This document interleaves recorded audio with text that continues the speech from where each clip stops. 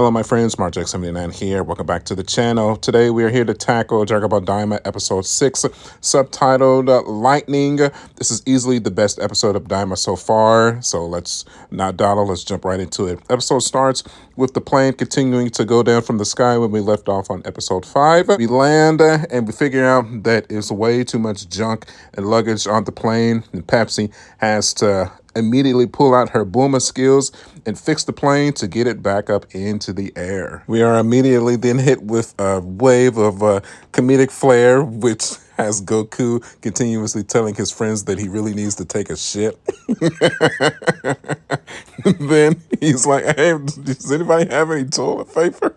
And Pansy throws a roll at him and smacks him right in the face. Then it flips up in the air and he catches it like a ninja. Classic Dragon Ball, gotta love it. And then proceeds to head to a bush where he does his business. Then two guards fly in and ask if the crew if they know where he is, which they're replying like, no, we don't have a clue. We don't know. Gotta love it. And of course, forever who needed to know, Goku apparently does not wash his hands after taking a dump either. So, don't eat anything after Goku.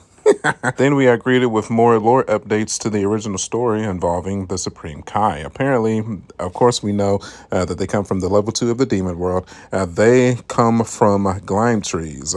That's how they are born. So it is definitely found out that they do not come from their fellow Kais. They do not reproduce in the same ways that mortals do.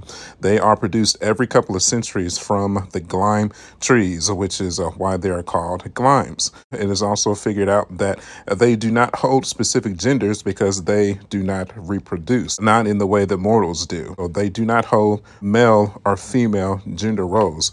It's not explained if they hold the specific genitalia, but we do know that the glime just decides on the appearance of the specific glime, which is the Kai. They could be presented as a male or they could be presented as a female.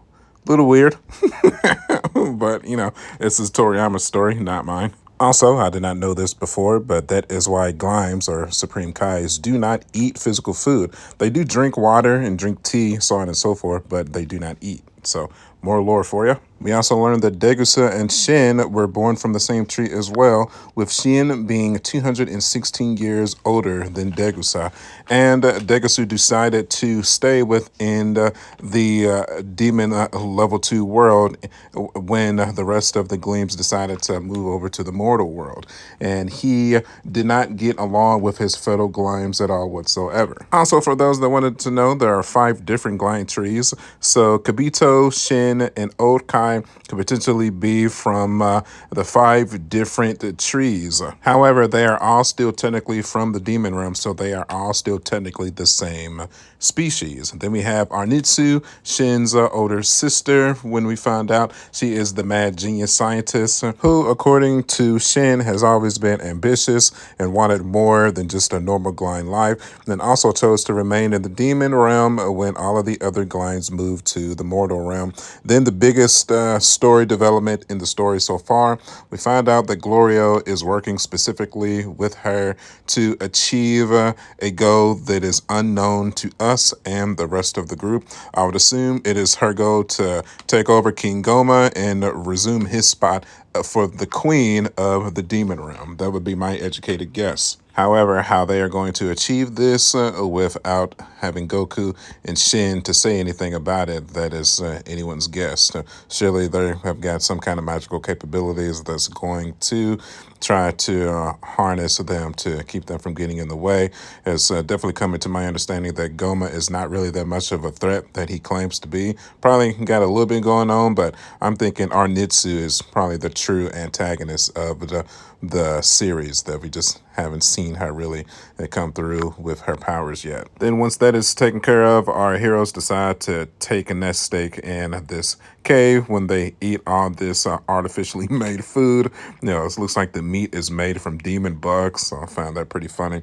You can tell here by Shin's face that he is not enthused to partake in these endeavors at all whatsoever. Then after all that good story, we come to the climax of the episode when this random Minotaur that reminded me of Ganon from The Legend of Zelda tries to attack our heroes and he wants to turn them into dinner. But Glorio's like, all right, I'll take this one. But Goku's like, what? Dude, you're weak.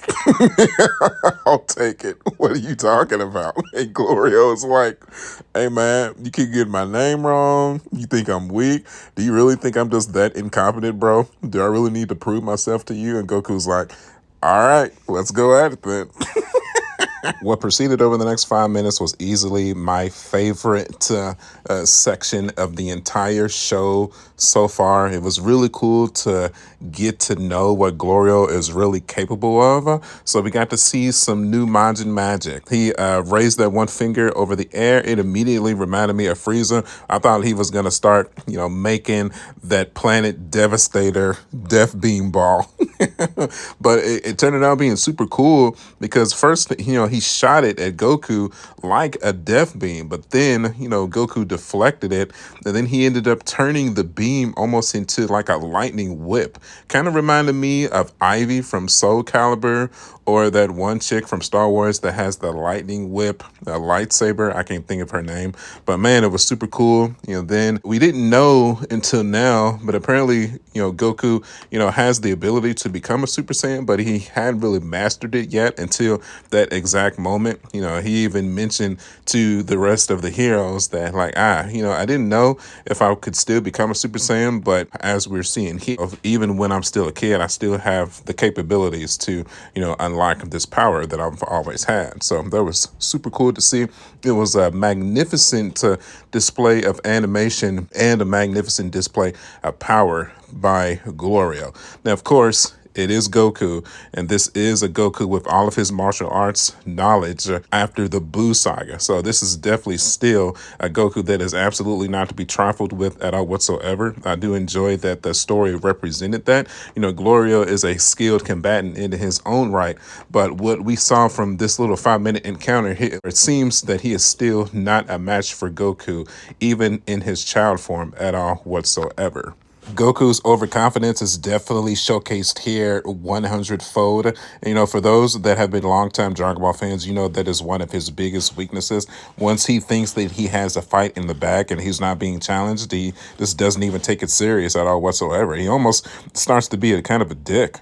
He's like, all right, bro, that was fun, but, you're not even really testing me anymore. So we can continue to play if we want to, but come on, let's get real now. I'm the champ. I'm the captain. I'm the captain now. Goku pulls a Frieza move, which surprised the heck out of me.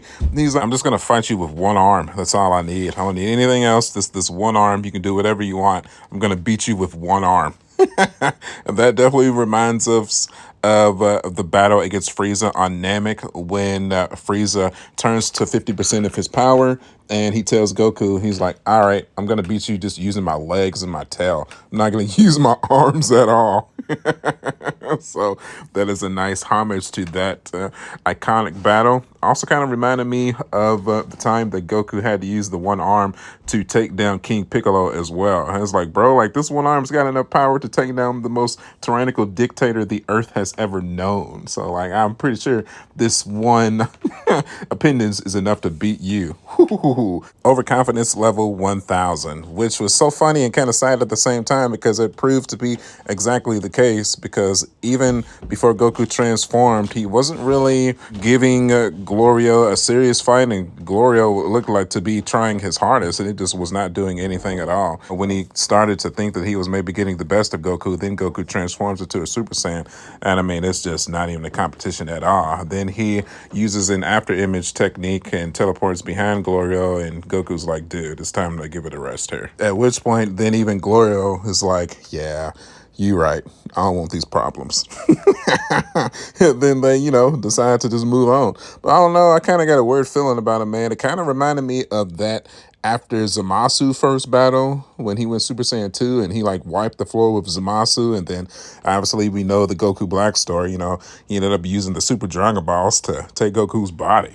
I don't know. I got a bad feeling about it. Even though Glorio is turning into my new favorite character from Daima, I just feel like he's going to be that double. Well, he already is confirmed to be a double agent. I'm just curious on how far he's willing to go to complete his master's goals or his age. I wonder if he's getting paid or if it's something a little bit deeper. But ultimately, I'm definitely enjoying the story aspect of this so far, man. It's really cool. It is keeping me engaged. And it's just an overall, just a good show. I'm just happy to be interacting with these characters once again. Ultimately, though, I will forever say anytime I get to see Super Saiyan Goku on screen, whether kid or adult, it always puts a smile on my face. It makes the kid Dragon Ball fan in me happy as I can possibly be, man. Truly. Okay, now after all the excitement was over, we finally get an update on Vegeta and Bulma and Piccolo and Kibito to see how they're doing with completing the repairs on the ship. Seems that Bulma has completed the repairs on the ship. We get a cool little funny clip of Vegeta squatting a squat rack that looked to be at least like 2,000 pounds on it. That was pretty funny, especially when he's like 8. And then they sit Vegeta, Piccolo, and Kibito on this cool little ship, and it looks to be a little bit cramped. And you just looking at them sitting on this ship, you know that that's going to be the quietest ship ride known to man, because don't really a lot of them talk at all. A whole lot, but just a cute little like, this ride is gonna suck. But let's just get where we need to go so that we can help our friends. Then the ship unfortunately breaks down with a shock to Bulma face to end the episode. But just ultimately just very excited to see where our Daima adventure takes us next, man. I'm very happy to to be continuing this story. I cannot wait to maybe get our main antagonist to see where we're going at, man. So excited. I cannot wait for next week. Then we did get some figure arts news in as well. We have Glorio, Pansy, and Kid Shin, and that's for figure arts. Glorio is a day one buy for me, 100%. Not necessarily sure about Pansy yet. We might get her. Right now, I say no. I'm kind of on the fence about Shin as well. Y'all know me. I tend to get the figure arts figures from Dragon Ball that do a whole lot of fighting, but usually don't pick up the figures that really don't do a whole lot of fighting. I would have liked if we would have gotten us an adult Supreme Kai from Dragon Ball Z first, but kind of makes sense because Supreme Kai from Z was never really a prominent character. So we're here in Daima 6 episodes in, and he's been in every episode. He's clearly a main character for the series, especially with the story revolving around him and his family as well. So it makes sense. But again, Pansy, definitely not sure if I'm going to pick her up yet. She is definitely a toss-up for now. If she progresses her character arc in the story, then we'll proceed from there and we'll make the proper arrangements to grab her and add her to the museum as well.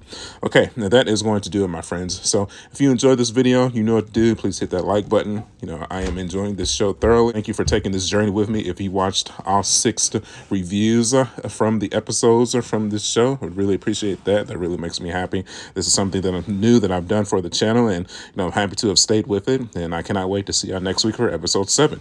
So as always, you can follow me at youtube.com/marjake79. I'm also on Facebook, Instagram, and TikTok. Again, please hit that like button. Maybe consider hitting that subscribe button, man. Come here every Friday to talk about Dragon Ball Daima. As always, my friends, thank you for the support, and I will see y'all on the next one. I'll catch y'all later.